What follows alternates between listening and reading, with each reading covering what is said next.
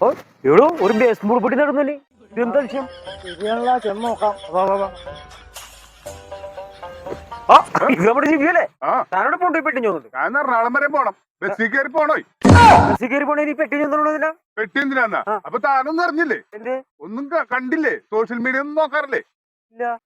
ഇപ്പൊ കുറെ സാധനങ്ങൾ ഇറങ്ങിയിട്ടുണ്ട്. ആ. ബസ്സിൽ പോണെങ്കിൽ ഇപ്പൊ ഇങ്ങനെയൊക്കെ പോണം. അത് ശരി. ആ ആ. അല്ലെങ്കിലേ ജീവൻ പോകും. പ്രാണം പോണ വഴി കാണൂല. ആഹാ. മാരെ ബസ് വരാൻ നേരമുണ്ട്. ഞാനവിടെ പോട്ടെ. എന്താ മാറിമായോന്ന് ആലോചിച്ചു. ആ ഒരു കാര്യം മറന്നു. ഒന്ന് എറണാകുളം വരെ പോകണ്ടായിരുന്നു. ഒരു കാര്യം ചെയ്യും, താൻ നടന്നു, ഞാൻ ആ ജിബിയോട് ഒന്ന് പോന്നോട്ടെ. നോക്ക് നോക്ക് നോക്ക്. എടാ ജിബിയേ, ആ ഒന്നോടെ ഇന്നടാ, ഞാനും വരുന്നുണ്ട്. എടാ ജിബിയേ, ആ എടാ ഒരു ഉപകാരം ചെയ്യടാ. ഏ. എനിക്കൊന്ന് എറണാകുളത്ത് വരെ പോണം. എന്നെ കൂടി ഇതിനകത്തൊന്ന് കേട്ടോ. വൺ ബസ് ഉള്ളി. എനിക്ക് ജീവൻ വേണമെങ്കിൽ വേറെ പെട്ടി കയറിക്കോ.